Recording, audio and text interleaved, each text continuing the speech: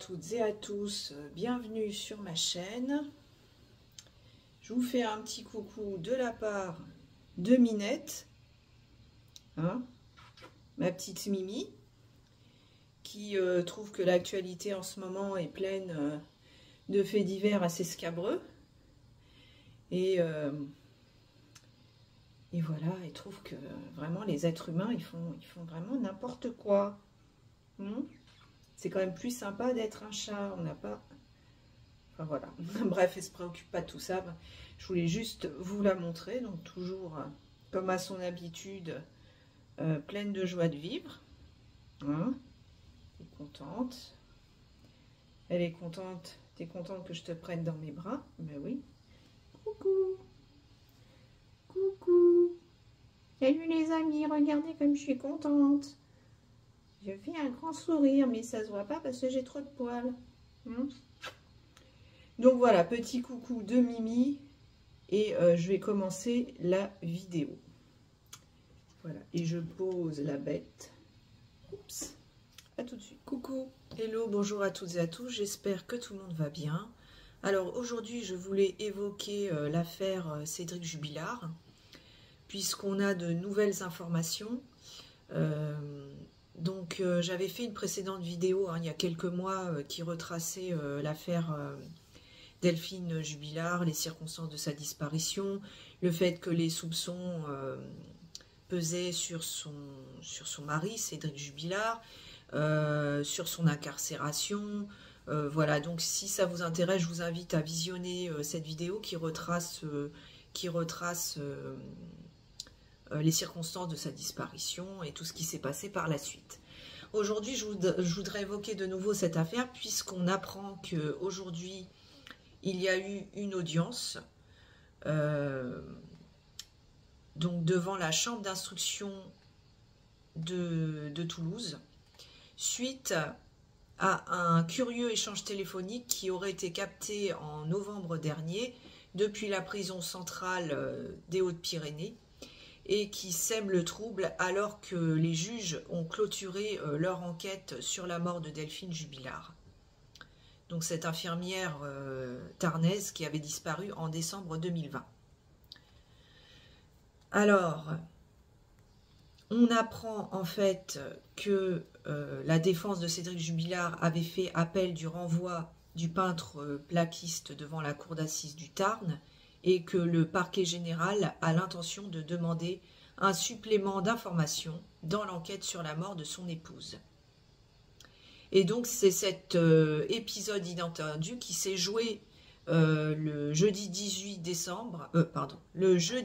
janvier devant la chambre d'instruction de la cour d'appel de Toulouse. Et suite à cette audience, l'affaire a été mise en délibéré et une décision sera rendue le 8 février prochain sur cette demande de supplément d'information, alors que l'enquête avait été clôturée. Alors de quoi s'agit-il exactement? Donc ce qui intéresse en fait la justice, c'est un échange téléphonique qui est assez énigmatique entre un détenu qui avait fréquenté pendant un certain temps la même prison que Cédric Jubilard, qui est incarcéré depuis juin 2021, et donc qui avait côtoyé Cédric Jubilard, qui avait eu l'occasion de lui parler. Donc c'est une conversation entre ce détenu et sa mère. Donc il sait pertinemment que cette conversation, de toute manière, est enregistrée et fait l'objet d'écoute. C'est pas du tout une conversation privée. Et donc au cours de cette conversation, Salem, qui a 33 ans, qui est détenu lui-même pour tentative de meurtre, évoque l'affaire Jubilard avec sa mère lorsqu'elle lui annonce que Cédric va bientôt être jugé. Alors il faut savoir que Cédric Jubilard ne sera pas jugé, il me semble, avant la fin d'année 2024, voire début 2025.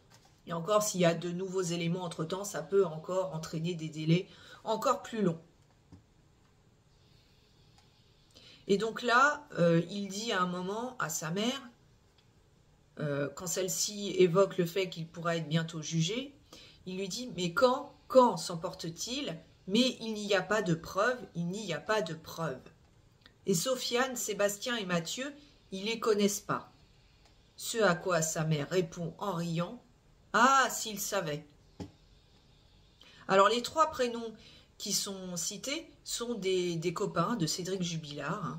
Sébastien et Sofiane ont déjà été entendus et laissés libres sans aucune charge dans le cadre de l'enquête sur la mort de Delphine Jubilard, qui a disparu donc dans la nuit du 15 au 16 décembre 2020. Voilà. On apprend donc que ce détenu a été écroué le 11 mai 2020 pour tentative de meurtre, soit 13 mois avant l'arrivée de Cédric Jubilard, placé en détention provisoire dans la même maison d'arrêt depuis le 18 juin 2021. Alors ce détenu a-t-il pu, comme Marco, l'ancien voisin de cellule du peintre plaquiste, entendre des confidences de Cédric Jubilard, accusé du meurtre de sa femme? C'est toute la question. Donc, sur la base de ces éléments, le parquet général entend bien demander l'ouverture d'un acte d'enquête pour démêler les dessous de cette conversation. Donc 2 possibilités s'offrent alors à la chambre de l'instruction lors de cette audience à huis clos. Soit elle accède à cette requête et des investigations supplémentaires seront donc menées, alors même que l'instruction du dossier est clôturée depuis novembre 2023, soit elle rejette la demande, considérant que ces éléments n'apporterait rien de plus à la manifestation de la vérité.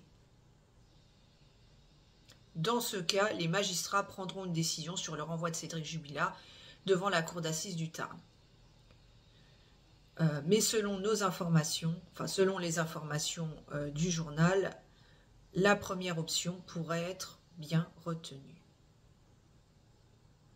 Dans une affaire aussi médiatisée que celle-ci, on voit mal la chambre de l'instruction opposer une fin de non-recevoir au ministère public, ce qui aurait pour conséquence d'ouvrir une nouvelle brèche pour la défense, arguant que toutes les pistes ne sont toujours pas explorées. Donc on nous dit que c'est un rebondissement qui sème le trouble dans cette affaire.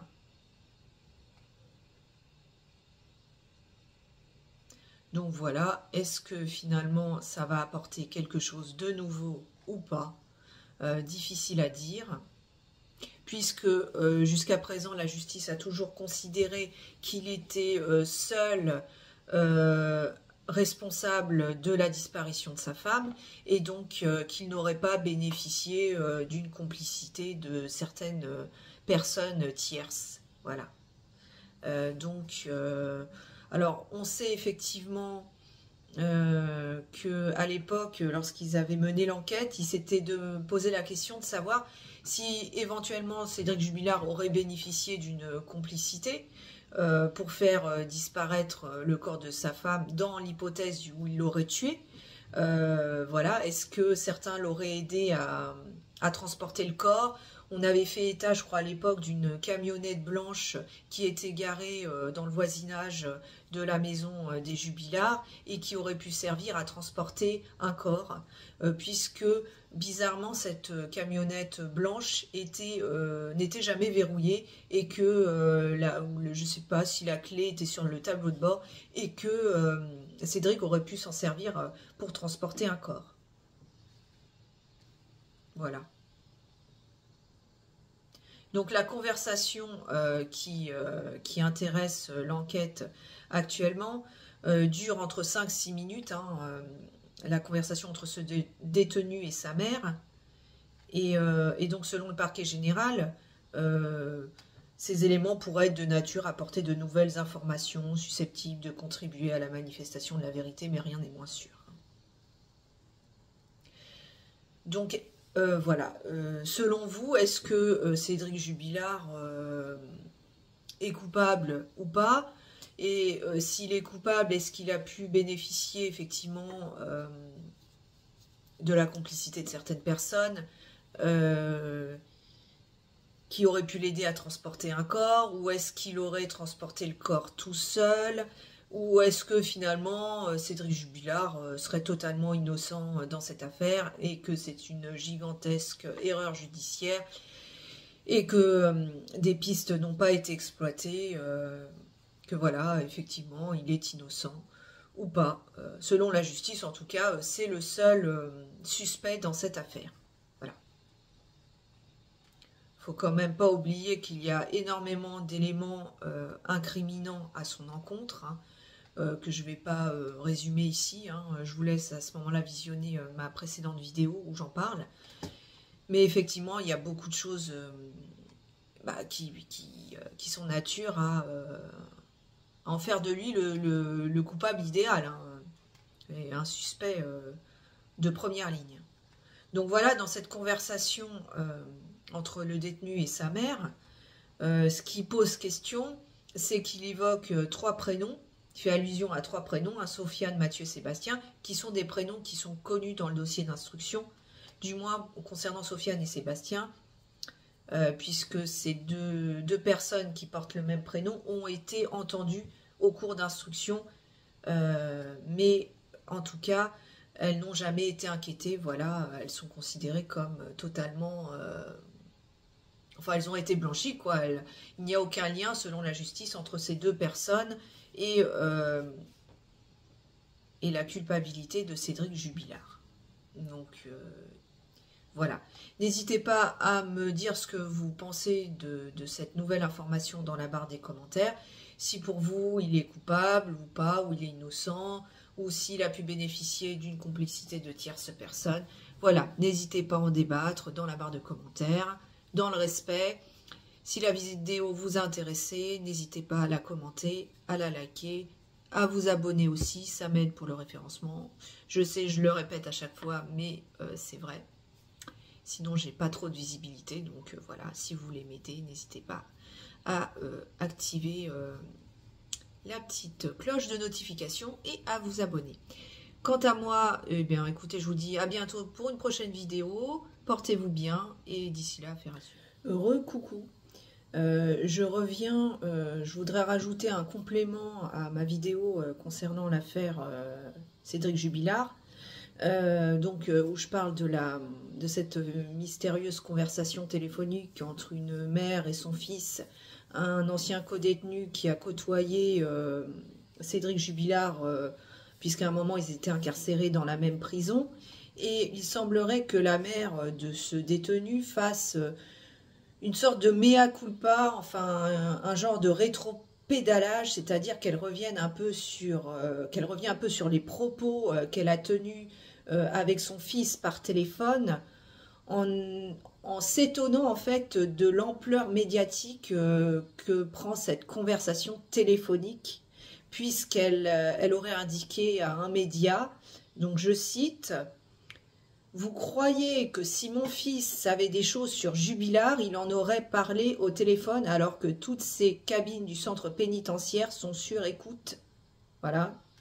Elle se dit étonnée et surprise que cette conversation prenne autant d'ampleur. Et elle indique que quand il cite les 3 prénoms Mathieu, Sébastien et Sofiane lors de notre conversation, il ne fait que répéter ce que Jubilard disait à l'isolement à la maison d'arrêt de Cesse à travers sa fenêtre. Il parlait de ses copains et tout le monde entendait à tel point qu'on lui disait de se taire. Elle indique qu'elle n'a rien à cacher et qu'elle est honnête et transparente et qu'elle n'aurait jamais pensé, encore une fois, que tout ceci devienne aussi important. Cela n'a aucun sens selon elle. Donc voilà.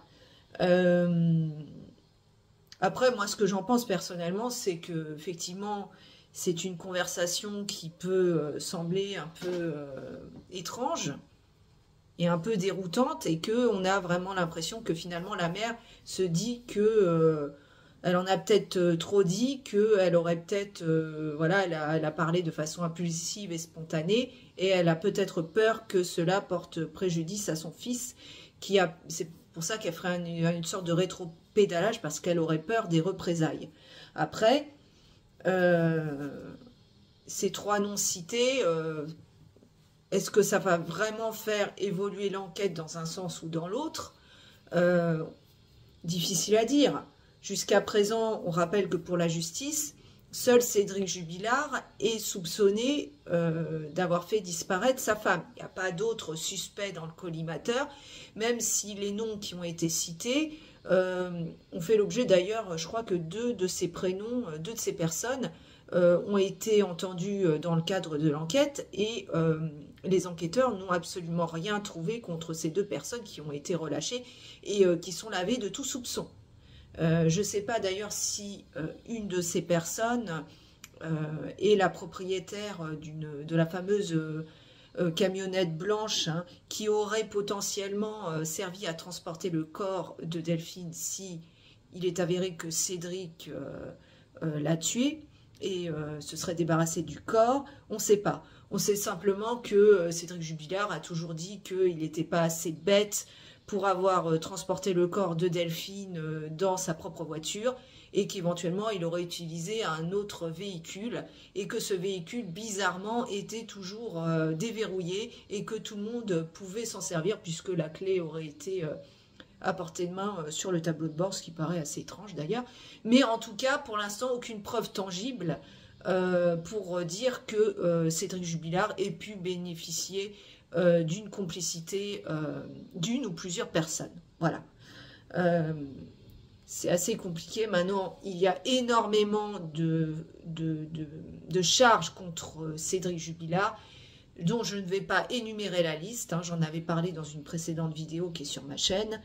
Et voilà, on n'a effectivement pas de corps, donc pas de corps, pas de preuves, mais on a énormément de suspicions à l'encontre de Cédric Jubilard et prétendre le contraire, ce serait vraiment une hérésie. Enfin, ça, c'est mon opinion. Voilà. C'est le petit complément que je voulais rajouter à cette vidéo. Voilà. Portez-vous bien et d'ici là, affaire à suivre.